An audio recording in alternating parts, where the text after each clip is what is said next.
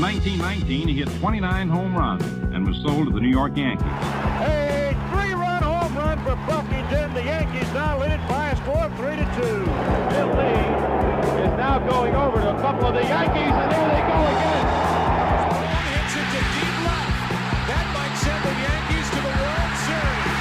Varitek and A-Rod going at it. Roberts is going. Posada's throw. Roberts safe. What can I say? Just tip my hat and call the Yankees my daddies. Welcome to Fanbase, a deep dive into the greatest rivalry in sports, episode 117, recording after Father's Day. I had a wacky Father's Day. My daughter was in Maine, so on Father's Day I was supposed to pick her up. I ended up going to a friend's house. I was supposed to go to Maine on Saturday at a buddy's place and stay overnight and then pick up my daughter and then come back on Father's Day, except she wanted to stay later. My buddy decided to drive back to Boston, invited me up to Boston. I ended up sitting on his couch watching golf for 8 hours, and then I didn't get home from Maine till like 5 o'clock on Father's Day. And so you got your daughter eventually? I did, but then we had a good, like, a Father's Day choice dinner, and then had a family walk, and that was basically it. But you only get like 2 or 3 hours of Father's Day anyway, Right? and so I just had mine in the afternoon instead of the morning. All right. And you told me off air that A recap. Want me to recap mine? Well, I kind of want to hear about the food thing, because to me this is something that would set you off. The old John Senecal. Right. And the interesting thing is I didn't flip out. I didn't flip out. I didn't go crazy. But that is something that when I first met you in 2002, you would have been out of your trees. Especially if you're getting hangry, right? There's no Right. food in your stomach. So what happened? So we went to breakfast later in the morning. It was probably like I don't So know, it was like brunch. like 9. No, it was like 9:30. Okay. My oldest son Jackson had he had a game/practice at 8, so he was gone. So we went with the younger one, and we went up to a diner in New Hartford, and that was like packed. So there's a place right next door which we had went to before for dinner, which was good. We went in there, and like it wasn't that busy, and so we ordered and we waited and we waited and we waited, and the people that came like near us got their food, and it was a while, right? But you could tell that they were getting busy, and it was like, they're short staffed like everyone else. So I wasn't like flipping out. We were talking and we were looking over things. My wife was trying to plan a trip for later in August on her phone. So like the things were flowing, right? Did you ask? Eventually, I got up and ladies like, oh, they haven't brought your food yet? And I think it was at that moment they realized that like no one had cooked the food yet. You know what I mean? Like They lose the order? I don't know. It probably just got mixed up and debacled. I could see you do WTFing it up and down the place. Yeah, but anyways, I 20 years didn't. ago. I didn't. Yeah. We got the food. It was good. It was fine. And so then we came home. I power washed my driveway. Now, when I say power wash, I wasn't out there with like a fine tooth comb. I just kind of cleaned it off because I was going to seal it today myself. So I wanted to clean it a little bit. And then Did you put the game on at 1:30? I watched some of the game, and it was, it is what it is. Well, we'll get to what it is in a second. And then I got the oldest one to take the youngest to his practice at 6 o'clock, and he can Nice. go. And my wife and I were going to go out to eat, and we got there, and the place wasn't open on Sunday, so we went and just got Chipotle. Chipotle was your Father's Day dinner? It was my Father's Day Nice. dinner that I ate driving back in the car after I went to Walmart and Home Depot to pick up my driveway sealer that I did this morning at 6 Oh, wow, o'clock that sounds before like- we record this podcast. So that was my That was your Father's that was Day. my Father's Day, but it was fine because I watched some of the game in the evening, and I kind of watched the game, and I was also watching the Florida game in College World Series. So, yeah. So here's the deal. My nephew, he's devoted to this podcast, and I love him for it. He's in his mid to late 20s. Yep. I think he's like 26 or 27. And he just texted me. He's like, during the weekend, he's like, you're so sour on the Sox. And he's like, look what they're doing.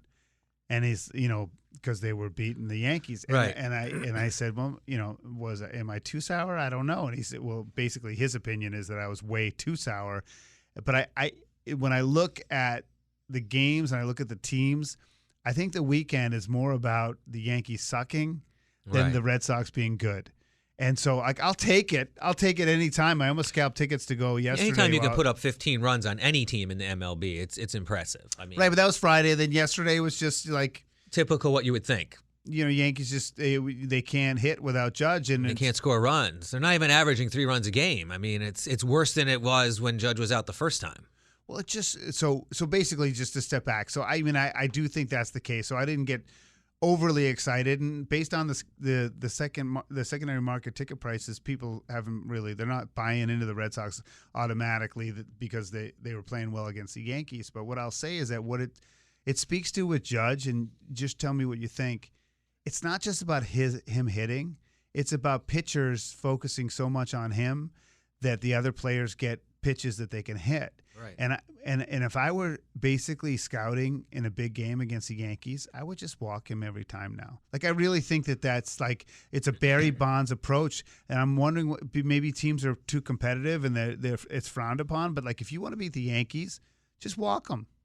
Don't even pitch to him. Maybe that's what will happen if and when he comes back. I mean, it's pretty sad that is what. You don't think anyone else in MLB has already thought of that, right? I mean, in a way, they were kind of doing that at the end of last season too. But there was at the same time they were like, he's going for a record. We got to kind of pitch give him to some him. meatballs. Yeah. So it's not. This isn't groundbreaking research, but.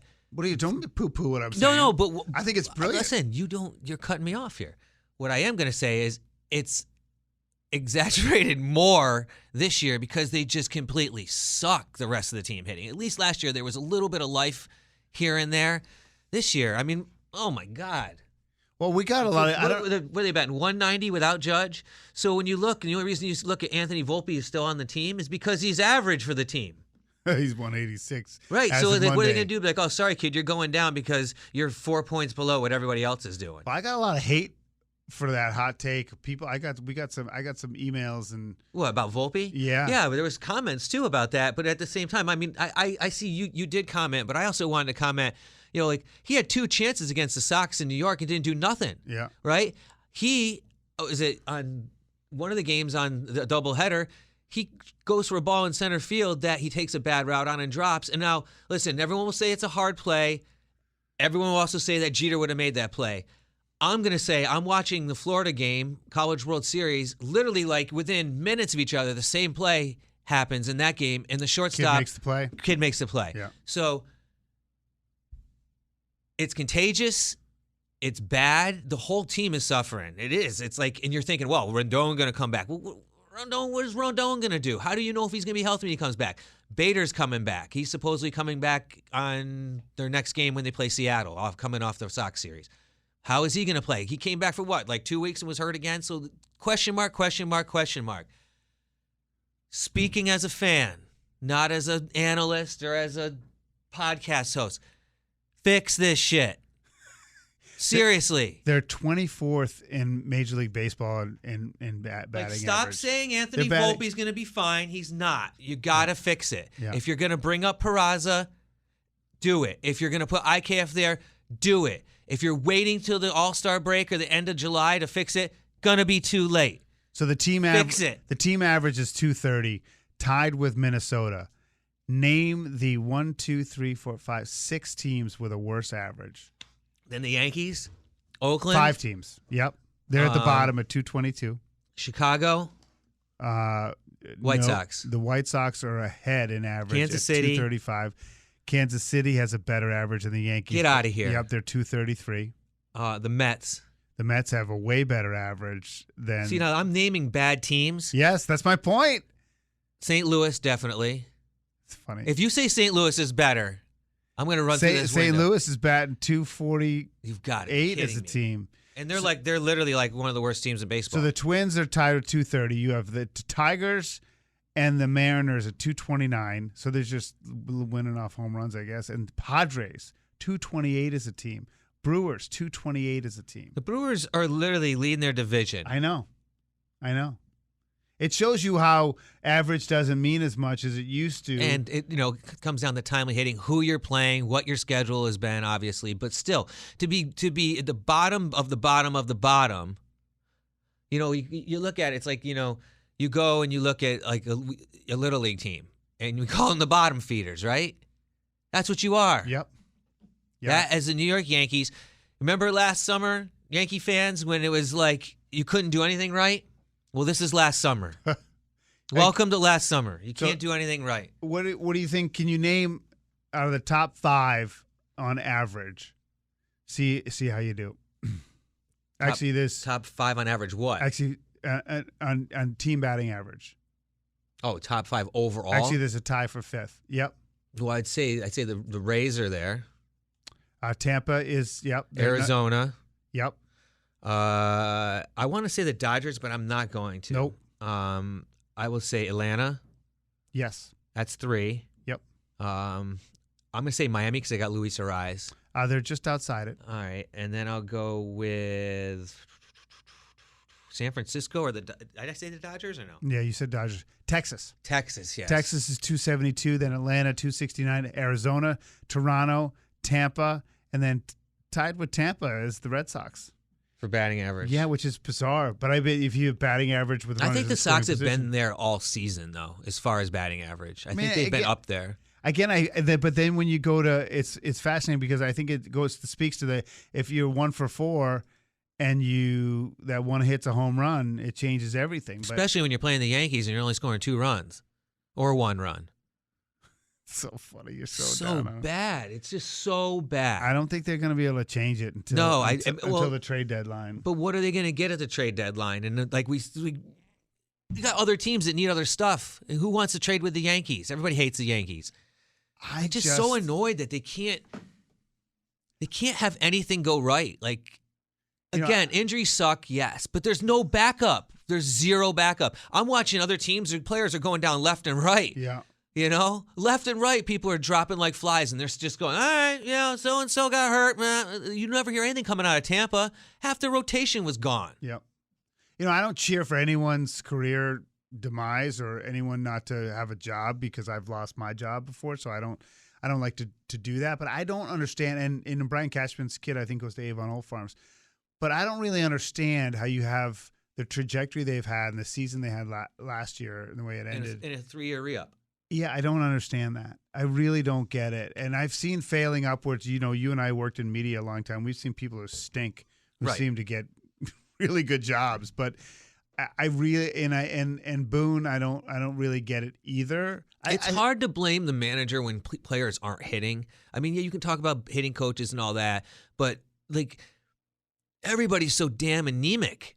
Everybody is. At the same time. Yeah, and then if you get someone like Glaber who has been pretty good hitting-wise, if he'll get, say he goes 2 for 4 or 3 for 4 or 1 for 3, nobody else is doing anything, and then he's doing something bonehead in the field. Well, that's the thing that I blame Cora for the defensive woes on the Red Sox because I think that's a coaching thing, and you need to be able to find the 9 guys who can play the field. And, professional athletes still need to drill. They still have to drill. They still have to practice. And I think sometimes these guys aren't held accountable for practicing as much as they should be. But before we transition, let's put the Yankees. I think we had enough on that.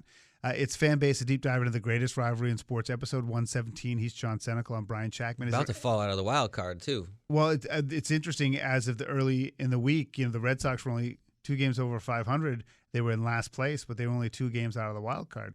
Which I find fascinating. American League wild card is. I mean, there's like 8 teams that are insane. in it. But anything you saw with the Red Sox that would give you hope if you're a Red Sox fan? I mean, like for me, like I just get walloped by my nephew for being so negative on the team. Well, maybe but that's it. Still not. Maybe that's my wife it. said to me the other day, she's like, I don't want to keep our season tickets. I want to get rid of them. But maybe that's it. Maybe the no expectation is what's going to fuel them. Now, listen, I'm not sold on their pitching. I'm not sold on what's going to happen down the stretch. But when you got guys on your team that have won, like Justin Turner, Adam Duvall, Devers, like when you have those guys on your team, and if they're healthy, they're dangerous. All right? If you look at the Yankees' middle of their lineup right now, if you're going to say, put Judge in it, put Judge too, put Rizzo, and then you put Stanton in there, okay? Look at those 3, and then look at Turner, Devers, and what was the other one I just said? The guy in center, Duvall. I'm taking the latter. I'm taking the Sox 3.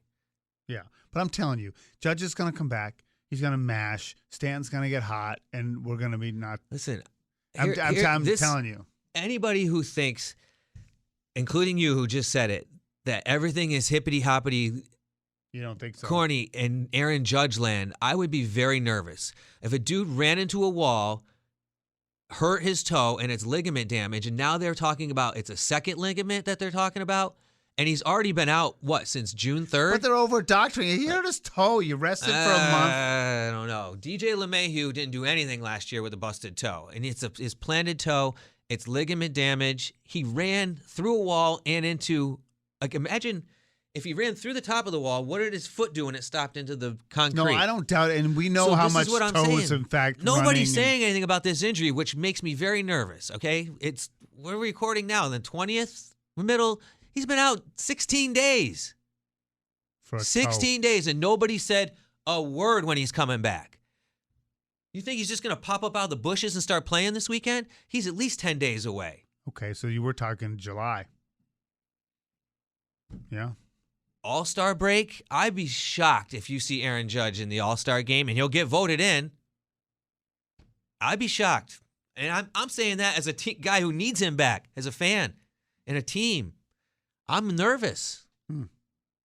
Interesting. Last thing, anything across baseball you've been picking up on or on your mind? Anything at all? Even in youth baseball or whatever? When I'm looking at the National League West, I love the fact that the Dodgers are in third place. Where were the Padres? In fourth? Yeah, but the Dodgers are the perennial winners, and it's great sometimes when you just see these guys getting knocked around, especially when your team is getting knocked around. So, because of the Red Sox connection, I love Mike Yastrzemski. I just follow him. So the Giants are on fire. Arizona is so exciting. They got such good talent on that team. It's amazing how and by the way, their Red Sox management, they're all former Red Sox in their front office. Lovullo and also in the front office. Right? No, Charrington's in Pittsburgh. Well, there you go. He's doing stuff there, too. Yeah. The Red Sox tree is actually performing pretty well. I would be really, really nervous about the Diamondbacks. They've got some good stuff. And listen, they'll spend the money, I think, if they need to get another piece. And like we said, we looked at the wild card across the AL. The Mariners aren't far out. The Sox aren't far out. It's going to get crazy. It's going to get real crazy. Yeah. The only thing again, the NL Central, I think, is legitimately bad. It's terrible. I think it's bad. The NL West is probably, I don't know. In some ways, it's I don't know. Is it better than the AL East? I don't know. The Mets are obviously a huge concern, and they're in real trouble. But look, the Angels are making a real run to try. I think it's a lot of it's great, to keep nobody's talking about these Ohtani. other teams. They're talking about Cincinnati. They're talking about Pittsburgh. They're talking about the Angels, like teams that aren't being talked about. Miami, like everyone, Miami's gonna all these teams are still hanging around. Right. The question is when will the normal order restore itself? Like the Nuggets winning the NBA title. Like I'd be good with the order not being restored, and especially if it means the Astros don't make it. But I would love to see. I would love to see a couple of teams have legitimate chances to play. Like, will the national TV audience be psyched about? I don't know, the Orioles or whatever. I don't know, but I would be. I'd love to see different. Can you imagine if it was the Orioles and the Reds in the World Series, the most old school matchup? I would love that. That'd be like gritty baseball at its best. Well, because a lot of people think a team like Cincinnati can never win ever again. Right, America's team. So I think that Half would be game out. I know it'd be phenomenal, and they started off Half so game poorly. out in, the lamest division. Why is the Central so bad? What's going on in the Middle of America? Seriously, what's wrong with America? They're supposed to be the backbone of the country, and they stink at baseball. No, we're folding in on ourselves. Seriously. Figure it out, Yankees. Figure it out, Middle America. It's really funny. He's John Senecal. I'm Brian Shackman. This has been episode 117 of Fan Base, a deep dive into the greatest rivalry in sports.